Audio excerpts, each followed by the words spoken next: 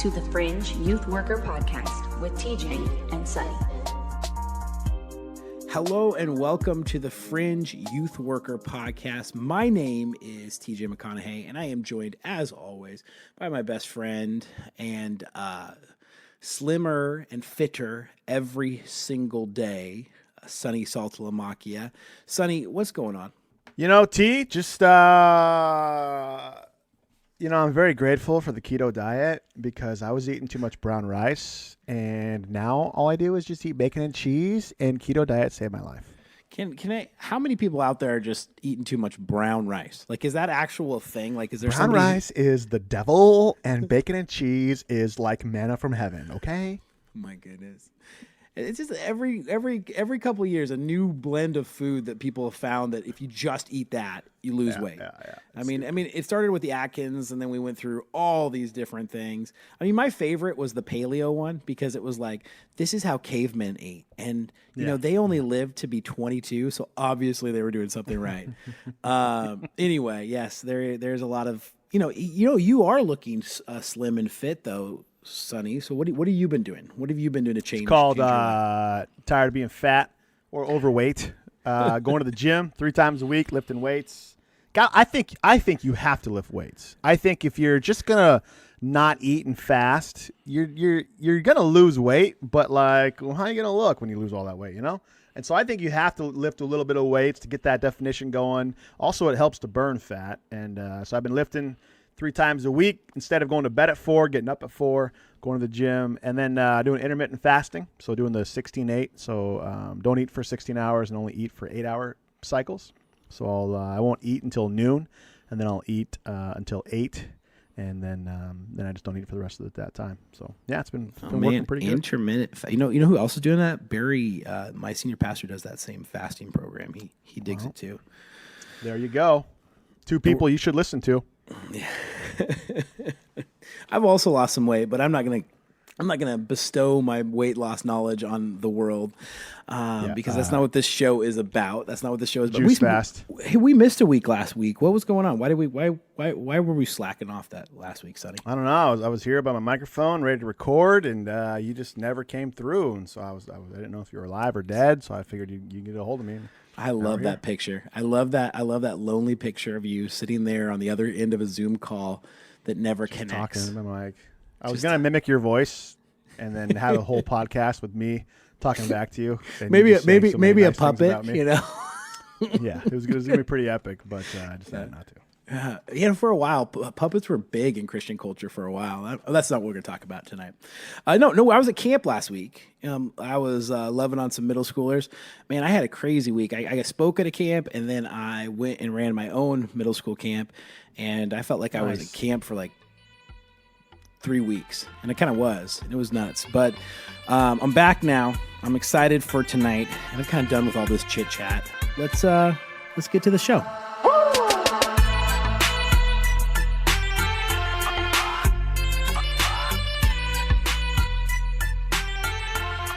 Join the conversation on Facebook and Instagram. And when you subscribe to this podcast, please leave us a 5-star rating. We desperately need your approval. Do it. Question of the week. Here you go, Sonny. This will be a fairly easy one. What's the most awkward injury you've ever gotten at work? What's the most awkward injury you've ever gotten at work? At youth work or any kind of work? Well, I mean, this is the Fringe Youth Worker Podcast, so it would help if it was at when you were working with teenagers. Man, I don't know. That's a good question. I can think of one. All right, so it parlays into youth work. Several years ago, went swimming. My old friend Kenny. And we called ourselves the Water Dogs. We used to go swimming all the time back in the day. It was a lot of fun. Anyway, I got kind of fair skin thanks to my mom and her northern Italian roots. And fell asleep out on Detroit Lake. Really hot day. Fell asleep laying on my stomach. And got about a 2nd degree sunburn. Super, super bad sunburn. And it was probably the worst burn of my life. Anyway, so I go to my mom's the next day and tell her about it, and she's freaking out. Italian mother's always worried about you. So she puts vinegar like all over my back. And later that night, I was going to youth group. So she puts, working as a youth leader at the time. So she puts vinegar all over my back, and she says, "This will help your back. This will like pull out all the heat and stuff like that." I'm like, "All right, cool." So she does that, put on my shirt, and go over to youth group, do our thing. Anyway, like normally in during youth group, I can't remember if this was when you were there or before you, but BT or PT. So I'm out there in the parking lot playing football because that's just what we did. Prior to youth group, we'd out there playing football, and I start to sweat, and my whole back is covered in vinegar. And next thing you know, it's pretty bad, bro. It's pretty foul smelling. Like I'm noticing it. And at first it's kind of like that, like, hey, who smells? Who farted? It's kind of one of those deals. But after a while, I was like, oh damn, like that's me, and that smells bad. and we haven't even started the youth group yet, So then I'm like, all right, I'll go in the bathroom and try to dry myself off a little bit. Going to worship and sitting there, and a couple kids like, dude, you smell. I don't think it was before. I think it was before you. Anyway, I had to sit in the very back during the whole entire talk and everything because it smelled so bad. And I tried to go and leave my small group. Italian food? What's going on? It was bad. The vinegar, man, just reeked of my sweat. And then I got my shirt all stinky and stuff. And then I went to leave my small group, and they're like, nope. So I had to have my assistant small group lead to leave my small group and stuff. It was pretty bad. So not really an injury at working with kids, but yeah, it affected. Oh man, that's pretty bad. That's pretty bad, bro. All right, I'll tell the story. This isn't so awkward, but this one is bad. I was before I was a youth pastor, and I was actually on a middle school trip, and I was just a middle school volunteer, maybe an intern at this point, and I'm snowboarding with a bunch of middle school guys, and some of them are really good. Some of them can like do flips, and some of them aren't great, but they're kind of squirrely, so that they can actually keep up with everyone. They just keep falling every single time. And I'm an all right snowboarder. I'm not somebody who does flips or anything like that, but I can hold my own with these middle school guys. And I got about 6 of them, and we're in this kind of this back ski run area where you kind of have to take a lift to another lift, and then another lift. So you're kind of like 3 lifts away from the lodge. And so I'm snowboarding, and I'm kind of ahead of the pack. So I stop, and I'm waiting for the 5 guys that I'm with to come by. And the first 4 guys come by, and then the last kid is the most sketchy snowboarder ever. And he just basically bombs every hill and then falls terribly at the end of it. And that's how he's keeping up with everybody. It's good strategy. And he just keeps getting up. He's like Scott Sterling, right? Like he falls like, are you okay? I'm fine. And just keeps getting up and bombing the hill. Hasn't figured out how to carve, hasn't figured out how to snowplow, hasn't figured out how to stop at all. And so the 4 guys go by, and I'm looking, and I see the student. He's coming right after my leg, and he comes so quick that I have no ability to move because you're strapped into a board, right? Like to get going on a snowboard after you've stopped is kind of a process. Dude hits me right in my knee, and the wrong way. Let's say it that way, the wrong way, and my knee makes 3 pops inward, pop, pop, pop. And I hit the ground, and I am hurting, man. I am hurting. And the kid gets up, and he's like, he kind of looks at me. He looks kind of embarrassed. And then he just gets back on a snowboard and then starts following his friends, right? And all these 5 middle school dudes just straight ditch me at the top of this hill. None of them really know what's going on except for the kid who actually hit me, and they're gone. I'm thriving in pain here, and thriving. That's not the right word. I'm writhing in pain. Writhing in pain, not thriving. I'm not thriving at all.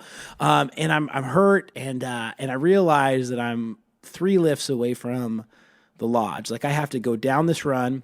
I have to get on a different ski lift, and then I've got to go down that run, and then get on one more ski lift, and then get down that run just to get back to the lodge. And I am kind of on the hill that we're on is Mount Baker, and it's not like it's a pretty cool hill, but it's not like there's a lot of staff around, and those guys that go around the thing. So I really have to just kind of stand up on a knee that's either blown an ACL or an MCL or a kneecap. I don't know what's happened, but basically I have to snowboard down 3 hills by myself. And then every single one of those, Sonny, I had to get back on the lift. And when you're snowboarding, you have to let one foot dangle. And of course, that's the knee that I've injured at this point. So I'm on a lift, and I have to literally let that leg dangle with a snowboard attached to it. And so it just literally is the worst pain of my life. I get to the bottom. I've like cried a bunch, and but I made it to the bottom. And it was kind of like a survival story. It was like, how much adrenaline can I have inside of my body to get me back to the snow lounge? And I probably should have just laid there and screamed at somebody, and then maybe they would have radioed for some help, and I would have probably just gotten a nice little snowmobile back to the lounge. But it didn't happen for me there, and I ended up having to snowboard on a bum knee, and it really, really hurt. And those middle schoolers, man, they never said they were sorry. They never even they never even acknowledged that I was gone. Later on, I think one of them came back and was like, "Where did you go?" And I've just gone through this traumatic experience of getting back to and I'm like, where did you go? Okay, where were you at, bro? And it was in that moment, Sonny, that I realized that middle schoolers are the worst human beings ever. And it's biological. They don't care. They will leave you to die. It is a dog. They will cause you to die and then leave you to die. Yeah. And maybe it was awkward in the sense that it was an awkward trip back because I was mad at all of my small group dudes the whole way back. And here's the other part of that, Sonny, is I was kind of a poor kid growing up, and so I don't really have insurance, so I never got that checked out. I mean, I could be walking around on a blown MCL for all these years and just not. And every time I have some problems, that knee does flare up. So I'm probably just injured for life. So do you know that kid's name? Who hit me? Yeah, don't say it here, but do you know his name? Oh yeah, definitely know his name.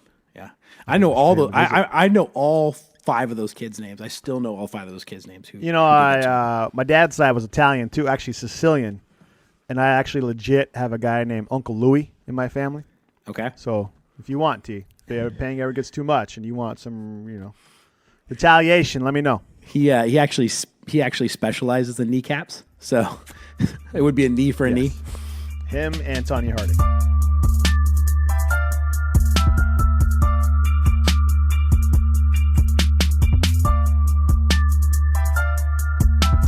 All right, Tales from the Fringe.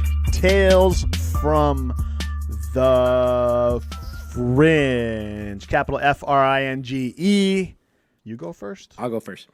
Okay, TJ goes first. This is a camp where me and my friend Adam went to, Adam. Adam, it was a camp where we were learning how to evangelize to children. That was the whole idea of the camp, is you learned how to run these day camps, and you learned how to explain the gospel to, because the gospel is kind of an abstract concept in a lot of ways to children. So you had to make it so that they can make it palatable, basically. And so you learn the wordless book and the Evangicube and all these little devices that sort of help explain to children why they need a savior. And so we're at this camp, and the camp is actually incredibly, incredibly dogmatic, almost pharisaical in a way. And it really is not a great experience. I remember at one point, Adam was teaching a bunch of students or a bunch of kids during our day camp thing. And he set his Bible on this little stage there while he was talking, because there was no place to put his Bible. He just set it down. And it kind of was it was technically on the ground because it was on the stage kind of area. And he got the sternest talking to about God's word and honoring God's word and how God's words never should touch the ground. And so Adam and I were just kind of outcasts at this camp because we loved Jesus and we wanted to learn how to speak to kids about the gospel. But me and him, we came from not the right families, not the right church situations. And so this incredibly dogmatic approach to Christianity just was sour to us. And that would be a good end of the story, but it's not. What happened here was we were at this camp and we were kind of learning. And it was one of those camps, Sonny, where it was middle schoolers and high schoolers combined. That's not good. Yeah, and actually a lot of camps, big churches do this and big conferences do this where they put the middle schoolers, the high schoolers. I think it's a crazy world where you put a sixth grader with an outgoing 12th grader. I mean, the years of life between those two people, you cannot speak to them in the same sermon. It's really hard to do. I mean, some people can, but it's really, really hard to do. And so I'm in this sort of like small group experience. We're learning how to do this thing. And I'm doing this skit before that I've sort of performed for them. And part of the skit that I was going to do, I had this kind of dance move where I grabbed the back of my neck and I grabbed the bottom of my toe and I kind of like bunched together a bunch of times. And it was just a dumb little dance move, right? And so my hand slips off of my foot and it's basically a coiled spring at that point. And my foot is in perfect alignment with this sixth grade girl's face. And I kick her right in the face, Sonny. Crack, just right in the face. And I'm an outgoing 12th grader. And I just kicked a incoming sixth grader in the face.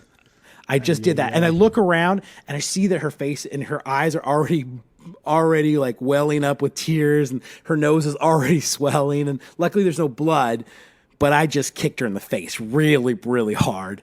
And I wish this was the end of the story. I wish this was the end of where this story was. She cried. That was the time I kicked a girl in the face at camp, but it is not where it ends. Sonny, she starts to cry. She gets super embarrassed and then she runs into the woods.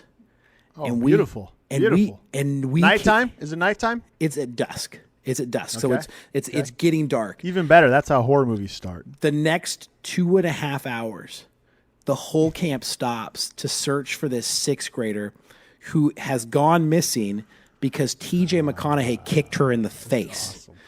Her in the face. And so I have never felt like what it is to be Hitler, because I'm not that type of person. But I think that I was universally hated in the worst possible way because people were sure that she was out there getting mauled by a bear or kidnapped by a sketchy van because I kicked her in the face. She ran away from camp and now she's gone. She finally comes out of the woods 2.5 hours later, still crying and tells them that she wants to go home.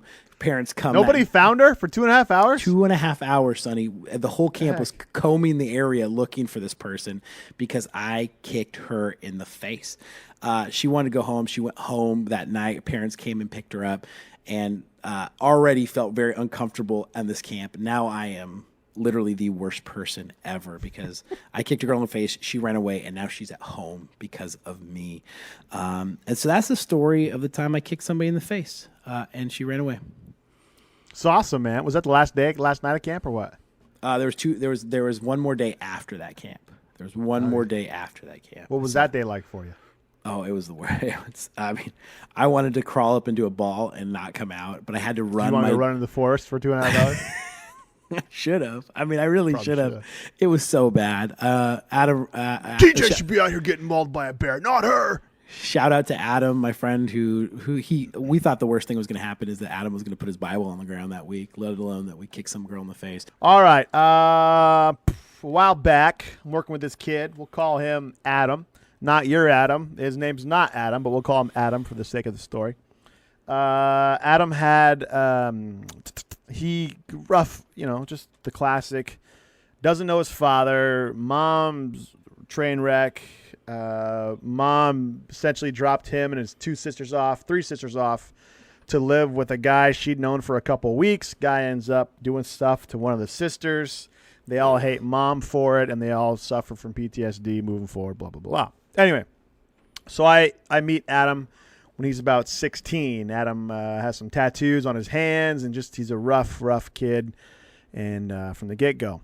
So I start working with him, and he had a history of suicidal ideation in the past and a history of some self-harm, but that was kind of dormant for a while. And then about a month before this thing happened, he had not only attempted suicide, but kind of got pretty sketched out and was saying some things and had to go to the hospital, and sister and mom had to take him there. And we had to do a bunch of follow-up stuff as far as getting him hooked up with the crisis team and like a youth services crisis team and all that kind of jazz. And so he becomes stabilized. And then he's kind of hit and miss, not really following through with what he's doing. He's on probation, and he's not following through with probation. So I'm working on the back end trying to help him get off probation.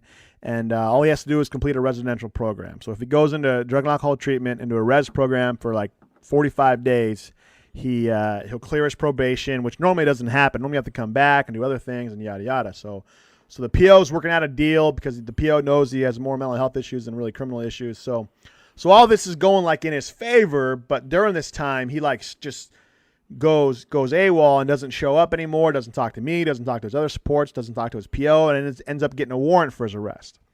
So then all of a sudden, he calls me randomly one day. He's like, hey, this is Adam. And I'm like, bro, where you been? What the heck's going on? And so I tell him to come in because I'm working these angles for him. I want to help him out. So anyway, he comes in a couple days later. We work this deal out. And then I'm like, all right, cool. Things are moving forward here. So then, like a couple days later, we worked out the deal that all he has to do is turn himself in. And this was the PO's idea, which I thought was really cool. Like sometimes you hear bad things about cops and POs and stuff. But the PO was like, tell Adam that in order to clear his warrant, he has to turn himself in, right? Like the only way to clear a warrant is you have to get arrested and do that and face the judge. So the PO says, just have him turn himself in the night before he goes to residential. He'll spend the night in detention. In the morning, he'll see the judge. We'll tell the judge he's going to residential that day, and the judge will release him. So that way he spends the least amount of time in detention and yet still goes to detention and clears his warrant. Does that make sense? Yeah. Yeah, I thought that was super cool, the PO. Anyway, I mean, yeah, so I'll tell Adam that's a cool PO because that's way cool PO. Will not way do cool that. PO. Yeah. So we're sitting there in this interim period waiting for that time to come. Let's see, how did it go down? This is a while ago. A kid comes in. Oh no, I get a call from the PO and he says, "Hey, there's a rumor going around that Adam got in a fight with his mom and killed himself last night." And I'm like, well, I haven't heard anything. Normally I would hear that from the kids. So I was like, all right. I'll he goes, ask around and see if you've heard anything. I was like, all right.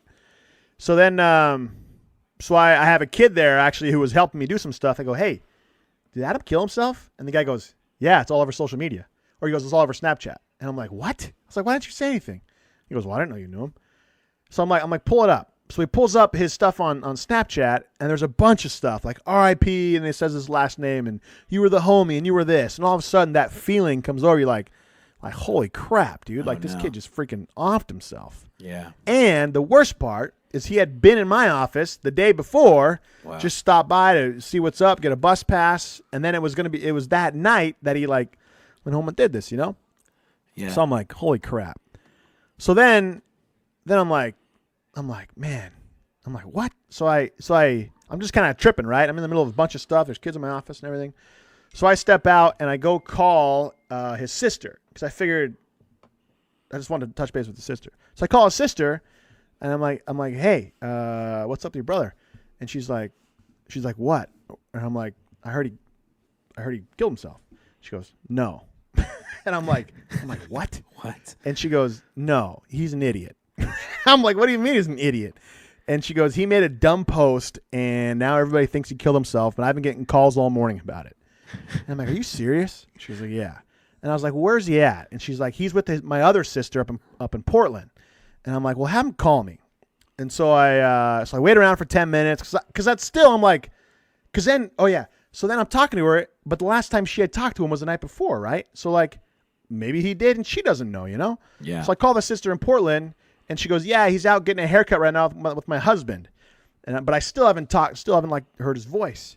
So then, and this is ongoing, right? This is minutes and eventually hours go by. And so I'm like, well, have him call me. So a couple hours go by, he doesn't call me. So I'm like, what the hell? So I call her back. She doesn't answer. And I'm like, so I call the other sister back. She goes, yeah, she's out doing errands and she'll call you back. And I'm like, well, have him call me. So then I text the other sister. I say, is he alive? Just tell me that. She goes, yeah, he's alive. She goes, we're out doing errands. I'll have him call you when I get back to the house. I'm like, all right, fine. So I call the PO. I say, hey, I think it's fake. Talk to the sister. They both say he's alive. PO goes, yeah, I heard the same thing. So all's good. I say, all right, fine. All's good. So then a couple hours go by. Still don't talk to him. These two kids show up in my office. At the end of the day, I'm getting ready to leave, and they're like both in tears. They're like flipping out. One of them's Adam's best friend. Another one's this girl that he knows. The guy is like bawling. He goes, I just talked to his sister, and she confirmed that it's true that he's dead. And I'm just like, what? And he's like, yeah, she wouldn't lie, blah, blah, blah, blah, blah. And I'm like, what? Because in my head, I'm like, I talked to his sister. His sister said he was alive, and I still haven't heard his voice. And then this guy's coming in saying he just talked to his sister and that he is dead. So I'm just like, what the frick is going on, man? You know? And so I call back the sister. She still doesn't answer. I call the other sister, and I say, have her call me. I need to hear his voice. And she goes, he's alive. He's alive. So I hang up the phone. I talk to the guy. I'm like, what sister told you that? And he goes, his street sister. And I'm like, bro, you come walking into my office saying somebody's dead, and you're taking the word of some dude's street sister. I go, when's the last time she talked to him? He goes, a couple days ago. I'm like, what the hell does she know, bro? She knows as much as everybody else on social media. So long story short, I end up getting a hold of him on the phone. He didn't want to call me back because he was annoyed about all the attention that he caused, right? So he goes on social media, causes this commotion, and then is annoyed with the commotion that he caused of people caring about him. I finally get him on the phone, and he goes, I'm fine. That's what he said. That's his response. That's his response. He is annoyed that I've been tracking him down all day, that I got his friends in my office who are concerned for him, and he gets on the phone in the most sarcastic, pissed off voice, goes, I'm fine. And I just go, literally my first words to him, I go, you mother blank. I was like, you know what I've been through? You know what these people have been through all day? He goes, not my problem. Ooh. And I'm just like, bro. Oh my goodness. I'm like, we got love for you, man, but this was a bad deal, you know? But then at the same time, because he's in a fragile state like that, like you can't like rip him a new one, you know? So like you got to like, you know, so then I play the whole thing. I say, who can you call for crisis? Who can you call? Here's my off hours number and stuff, blah, blah, blah, blah, blah, work number and stuff. And then I hung up. And then I told his friends, and he didn't even want to talk to his friends. I'm like, here's your bro you've known forever. Do you want to talk to him? And he goes, no. And then they heard that through the phone, and they're like, F him, I'm done. He's dead to me. And then they like walked out of my office. And I'm just like, and it was at the end of my day. And so I just like hung up the phone and just sat there like, what the crap did I just go through, man? It was intense, bro. It was weird, man. It was a strange freaking day. Well, thanks for sharing that, Sonny. That's some brutal stuff. Sorry you had to go through that, but I'm so happy that did not end in the worst way it could have ended. So, thanks for loving kids who, you know, you spend all day worried about, and then they say, I'm fine. I'm fine.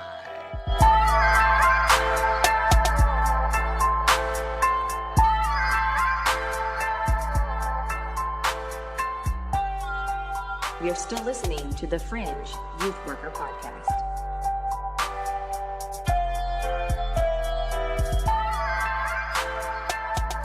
All right, it is now time for Pick or Flick. It's a topical game where we throw topics at each other, and we have to decide if we're going to pick or flick them.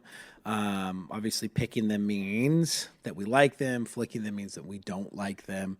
And these are hot button things. These are things where people go either way. A lot of times it's sensitive to the time or whatever, but it's a pick or flick thing. So this is kind of rapid fire, and we try to get through this in a quick fashion. But there is some room for debate. Sonny can't let some things sit the way they are. So we'll see who's debating tonight there, tough guy. Okay. All right. So pick or flick. Sonny, why don't you go first with your first pick or flick for the night? Grown men wearing sports jerseys. Grown men wearing sports jerseys. Grown men wearing sports jerseys that aren't playing the sport. Pick? I mean, I wear lots and lots of sports jerseys. That's why I brought it up. I mean, yeah, you knew that I would pick this. I'm trying to figure this out because I've seen you wear them too. So I'm trying to figure out. No, I don't wear them in the comfort of my own home. That's it. Or at a game. I'm saying going to the grocery store wearing a jersey. Nah, bro. At the game, yes. Not in public. What? What's the problem with wearing them in public? This is a strange one. I mean, like never been a fan. This isn't even controversial in my head. Like I think it's really controversial. Really? Do a quick Google search. It's a big thing. I'm not going to do a quick Google search. So, but the reason is because you say it's out of context to wear the jersey when your team's not playing. I just think it's funky looking, man. I mean, look at all over, bro. Outkick the coverage, Bleacher Report, all this kind of stuff. What's it saying? What's the whole idea here? You don't want to know what it's saying. It's basically don't wear a jersey. Why grown men in jerseys are losers. Once you graduate high school, you should not purchase a jersey. Small children are adorable in jerseys. You are not a small child. You may act like one, but you are in fact not one. So wait. Is there jerseys? Like, I think there's certain jerseys that aren't great to wear in public, but other ones are like kind what? What kind of jerseys are okay? What kind of jerseys are not okay? I would say a baseball jersey is a lot more acceptable than, like, let's say a soccer jersey, because a soccer jersey's got like advertisements on it, and it just obviously is this kind of bright and flamboyant thing, and it really doesn't go. But like, I think a baseball jersey is a pretty slick looking thing, and it's always pretty clean looking in that way. I think even football jerseys, I don't wear my football jerseys all that much in public just because they're a little too much in that way, but I wear them at home. But what would you say? Is there a certain type of jersey that you're okay with in public on grown men? A football jersey going to a football game, or a baseball jersey going to a baseball game, or a basketball jersey going to a basketball game. So only jerseys at games. That's it.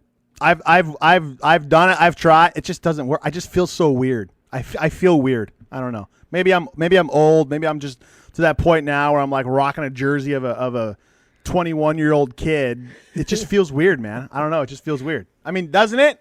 Like, you're approaching your late 30s. Rocking jerseys. I'm approaching like my mid 30s, but I'll keep going. Yeah, late 30s. I don't know. It's just weird. It's weird to me, man. I don't know. Now a kid. Or a girl, I think it's different for girls. I think it's cute when a girl wears a jersey. Guys, not so much.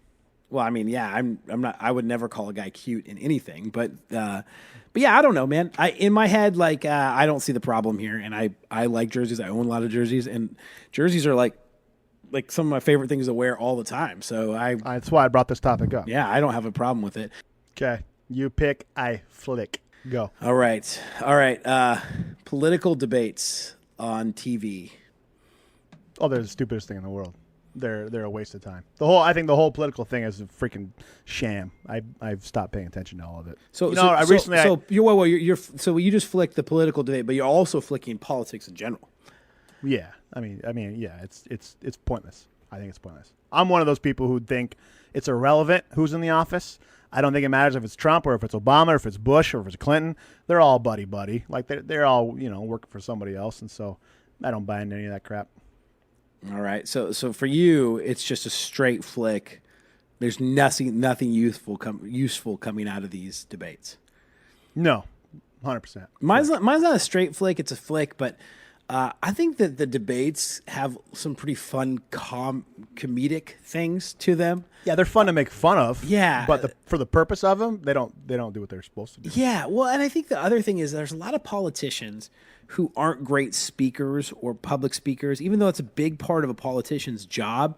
But a lot of these guys come from different places, and so them getting up is very robotic. And then you pair those next to people who are good debaters, then there is some pretty comedic moments. I thought Trump in debates was pretty funny, like all the way through the Republican ones, because it was like this giant troll in the middle of this very serious thing. Oh, it was very entertaining. Yeah, it was very entertaining. So I wouldn't flick those because I just love them just for the comedic value of them. But that's not what their intention is. Their intention is to make you laugh. No, you're exactly right. You're exactly right. So that's the problem. So I flick them because they're not purposeful in what they're trying to do. But I wouldn't throw them out completely because I think they're awesomely hilarious in a lot of ways. And so yeah, I mean, just all sorts of crazy stuff that's said. Like Trump was funny. Like the whole time Trump was running, I was like, this is the funniest thing ever. Yep. Until you're like, oh crap, he's actually going to be president. Like I think that was everybody. I think everybody was like, wait, whoa, this is really happening. What did he say? What did he tweet? Wait, no. he's Oh, actually no. going to be president? Yeah.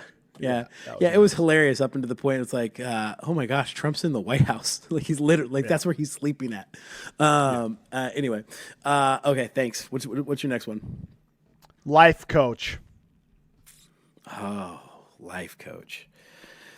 This is gonna be hard. Now, we're wrapping up everybody. All your freaking health coaches, your life coaches, your finance coaches, freaking all of that's wrapped up in this. So people who call themselves coaches who don't People coach, who call themselves coaches. but that don't coach sports in any way. Is that right? Or wear a jersey. Yeah, I'm gonna flick that. I don't like that. I don't like that. I think that's silliness. I think it's one of those things where we've remarketed things so it sounds a little cooler than, hey, this is a consultant, or hey, this is a financial consultant, or hey, this is a therapist, or this is a counselor, and I think it's also a way to like. You don't have to have a counseling degree to be a life coach. Exactly. So it's a way to kind of do that. I think it takes away like I think in a world right now that's constantly trying to redefine words and make things cooler and is more concerned with feel than it is with what it actually is. I think it's confusing. I think it's an incredibly confusing term. If you tell me you're a life coach, I'm always like, what does that mean? I don't even know what you're talking. And I think that even when I hear life coach, I hear, are you a fitness coach? Are you somebody who's going to give me some essential oils? Are you somebody who's going to help me with my finances? Are you somebody who's going to call me every Tuesday and give me a motivational quote? I mean, what are you? I mean, and I think that we tend to like the idea of a coach, but when it comes to a life coach, I'm not a big fan of it. I think it's a silly thing. I think in a world that doesn't like pastors or counselors or doctors, a life coach can be like a sexy thing, but I'm gonna flick that.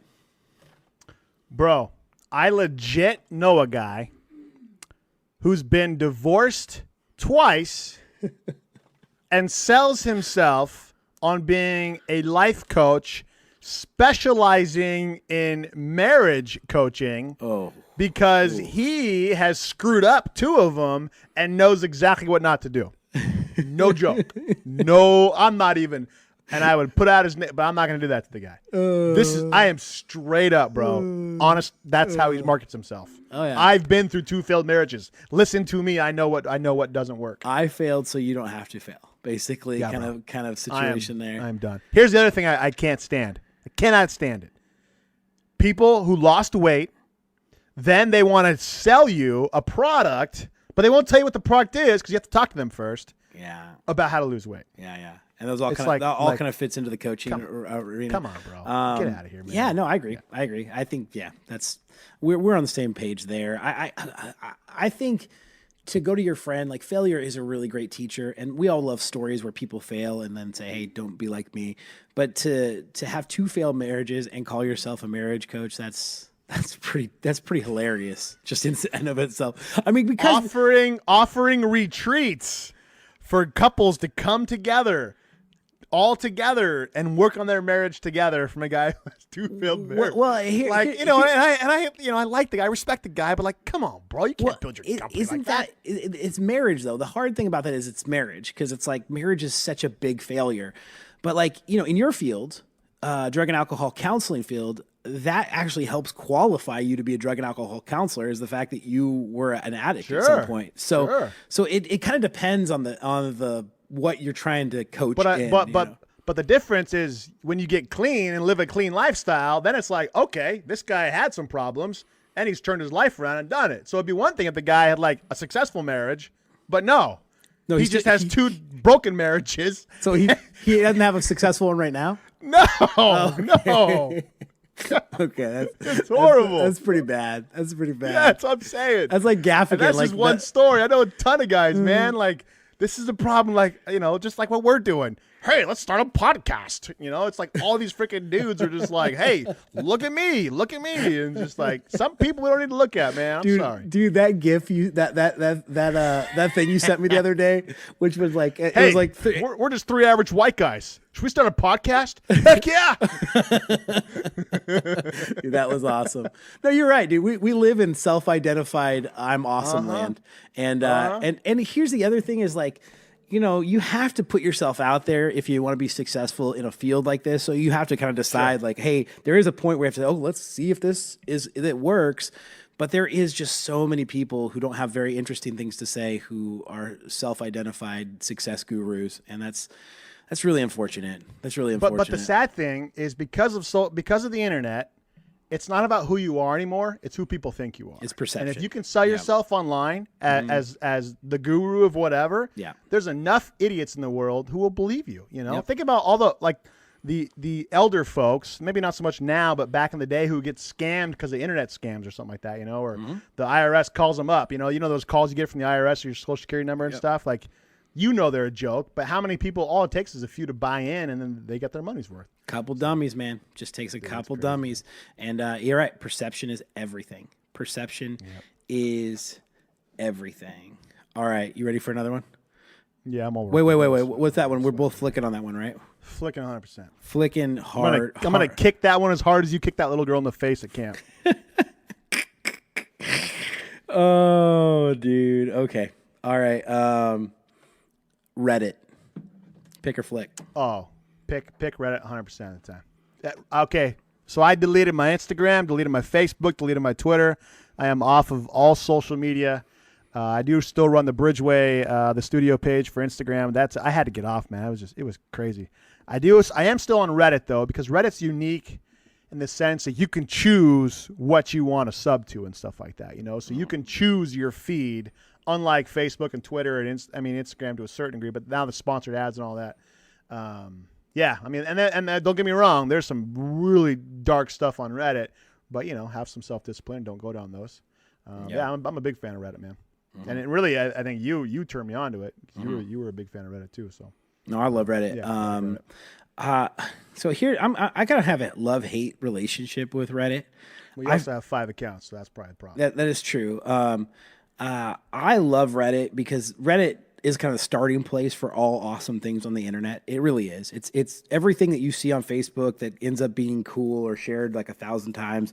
It usually gets its start on Reddit.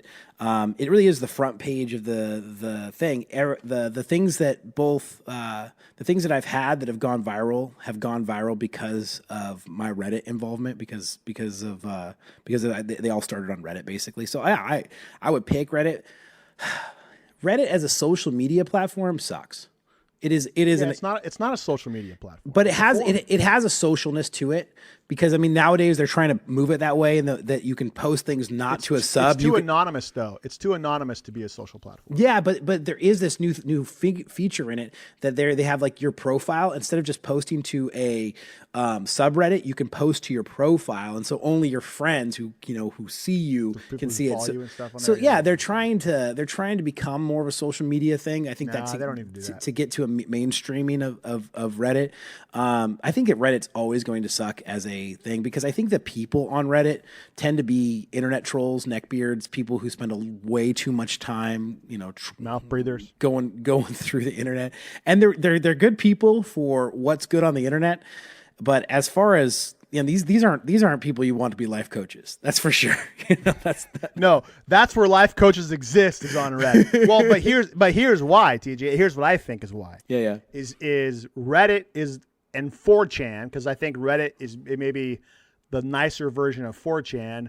Those are completely anonymous platforms. Yep. Where Twitter is a little more tied in, and then Facebook is a lot more tied in, and Instagram is a lot more tied into who you are as a person. Yeah. But Reddit is the place where you can be completely anonymous, and so we see the best and the worst of people on Reddit. Like earlier today, I was looking at this fasting forum, and it was a whole bunch of people posting about their journey of losing weight and posting about intermittent fasting and all this kind of stuff. And it was super cool and helpful, and people were like encouraging one another. There was posts on there, had like 48,000 up votes for like people losing weight and stuff. So super, super cool and encouraging. Mm-hmm. And at the same time, you can post wholesome videos and they'll get thrashed on there. Oh, yeah. And so I think that's because of the anonymity of it. Yeah. And that's what makes Reddit kind of the king, is because it's who people really, truly are, because it's so anonymous. It's a gauntlet is what it is. It's if you can get through that gauntlet, you can have a viral video. You can have an amazing, story that gets shared a bit. But if you can't get through that gauntlet, you're going to get beat up. And everyone who has stuff has been beat up. I mean, people who have multiple viral videos, they also have times where like I posted this and then I got my butt kicked basically on here because of this or this or that. But you have both made money off Reddit by posting videos on there. Absolutely. Absolutely. Yeah.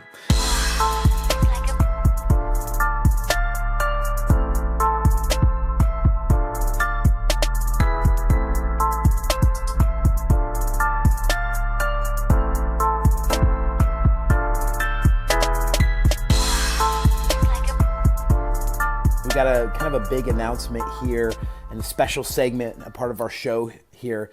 We are clanning up with 4 other podcasts to form the Youth Ministry Podcast Network. These other 4 guys are podcasts and friendships that we've made along the way in the journey of our podcast. We're really excited about this, and our plan is to have a podcast from the network drop every single day of the week, or the work week. So there's 5 podcasts, there's 5 work weeks, so that you can have high quality youth ministry podcasts every day of the week. We wanted to go check out these other ones, but here's a conversation that I had with the 4 other podcasts, so you can get familiar with what their content is and see if it's something you want to check out as people who listen to Youth Ministry Podcast. I hope you guys enjoy. Hello and welcome to a very special little moment here.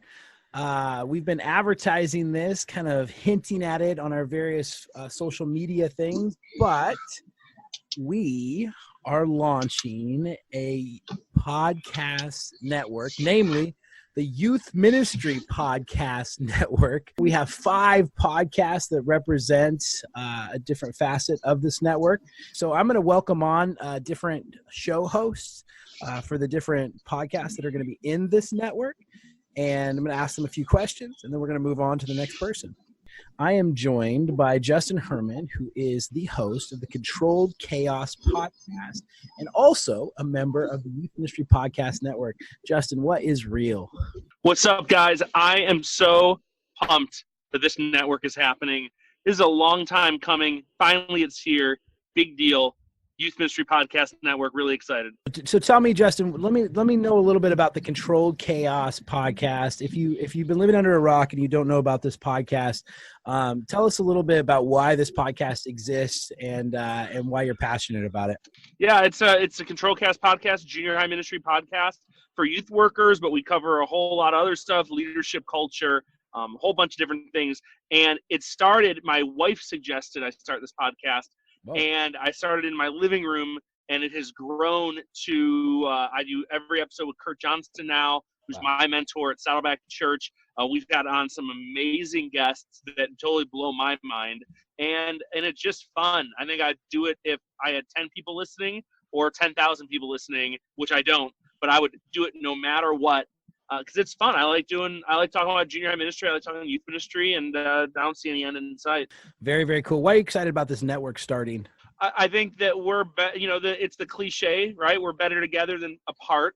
But I think there's a lot of really good voices. You, Matt, Michael, the Joe. I think there's just really good voices out there in youth ministry that not everyone gets exposed to, and we have the opportunity to expose everybody to each other, and to keep the analogy going probably farther than it needs to. The more I can expose myself and help you guys expose yourselves to others, I think the better youth ministry it's going to be.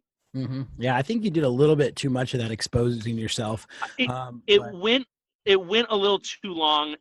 I could have stopped at any time, and I didn't, and I should have. I'm excited to be in a network with Justin Herman and the Controlled Chaos podcast.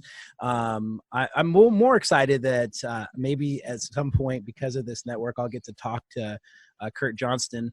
But Justin's great too. All right, moving on. Let's talk here to Matt. Matt is the host, or one of the hosts, for a upstart podcast called Youth Ministry United. Tell me a little bit about what Youth Ministry United is, Matt. Yeah, so Youth Ministry United, it was kind of, I'll be honest, it was on my mind for a while.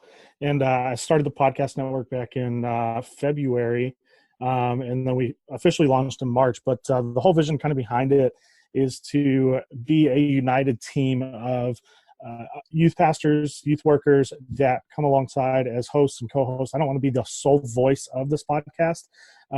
So just that whole united aspect and team aspect is what we kind of wanted to bring along. What is your background in youth ministry? Why do you care about? Why did you start a youth ministry podcast? So my background in ministry for the last 2 years, I've been part of a small church plant of about 50 people or so, and I've had the experience within the last year and a half, 2 years of running a ministry on no budget. So running a ministry on no budget is completely different than having a budget of resources at your disposal.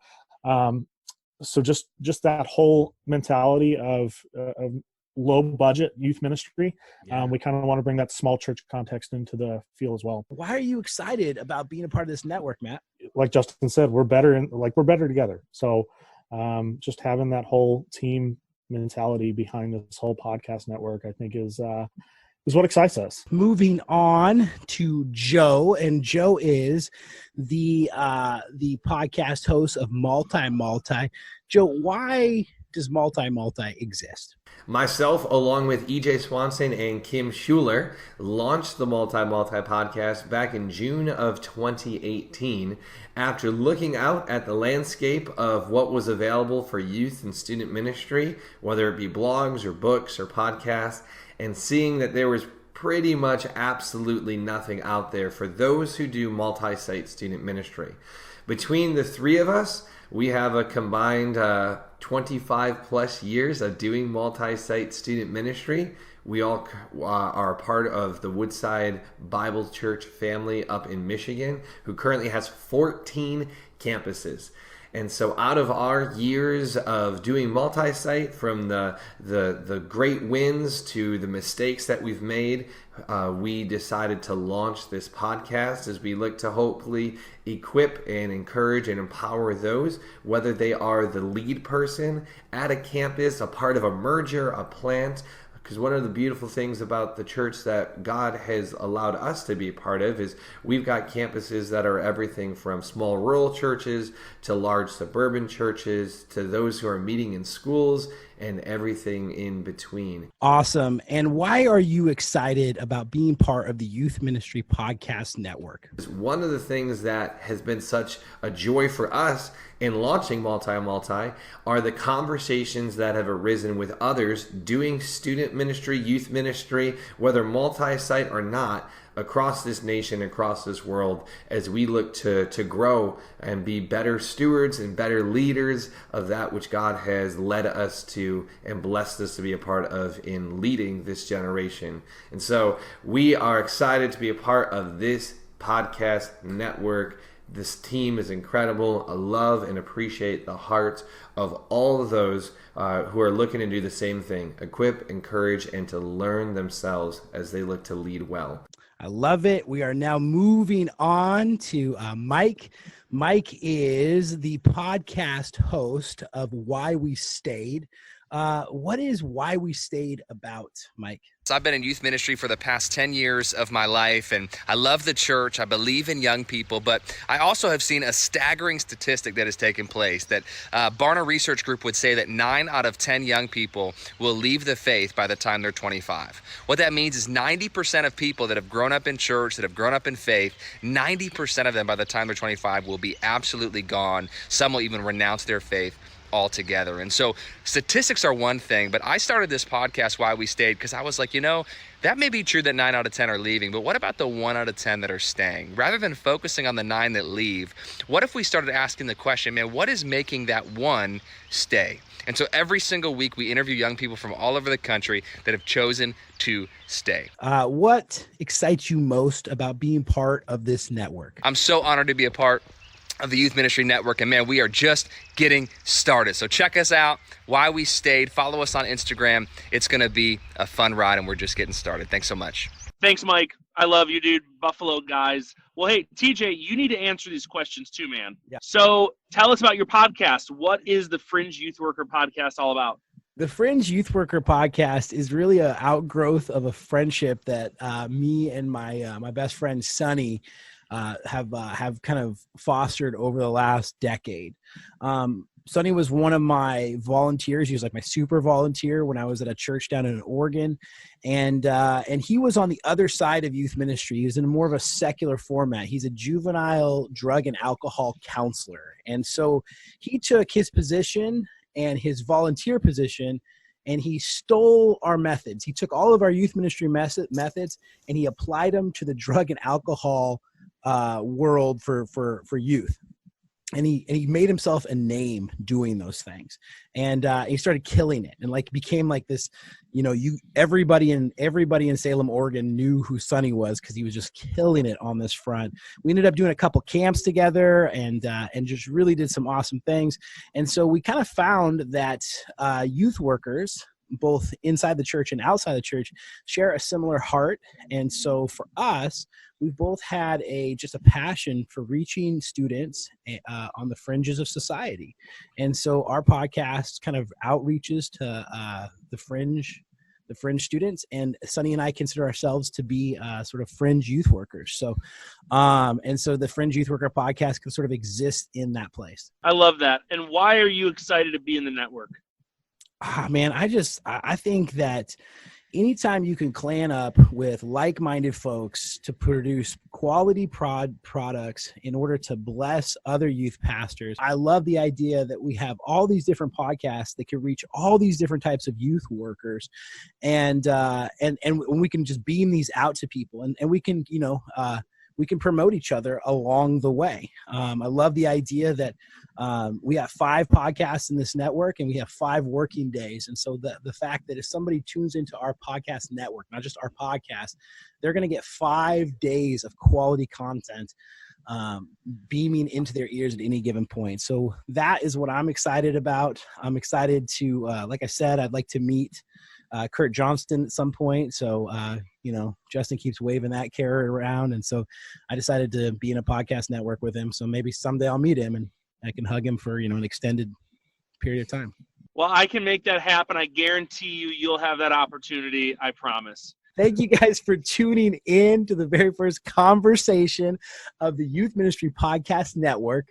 We're going to hopefully do more of these as time goes on. Our launch date is the first week of July. We'd love it if you went and checked out these other shows that are on our network. We guarantee that you will not be disappointed. And if you are disappointed, then that's on you. That's not on us. Anyway, thanks for tuning in. All right. Well, thank you guys for tuning in to another episode of the Fringe Youth Worker Podcast. Big things on the horizon here. We'll be talking about that in the next show. We're excited about all of you guys who, when we miss a week, you text in. You guys who are active on the Facebook and the Instagram page and sharing your story, sharing your life, sharing your other things. If you haven't, if you're one of those silent listeners, those people who all you do is listen, you feel like you're part of the RANDO community. However, you've never identified yourself on a social media platform that we are running, please do. We'd love to hear from you. We'd love to hear what the show means to you. Maybe a suggestion for that show. And so what I'd like to do today, Sonny, you got anything else you want to say? Nope. I want to end with a call in from our friend Tim. Timmy. Hello, friends and fellow Rando. So much to talk about. And speed weekend. and had a lot of fun, but just one problem. The beach didn't smell like the beach. Like, there's no salt smell. I was in the water, still didn't smell anything. By the way, crabs brushed up against my leg. All right, thanks for that, Tim. I don't know what else to say, but thank you for that. This is the Fringe Youth Worker Podcast.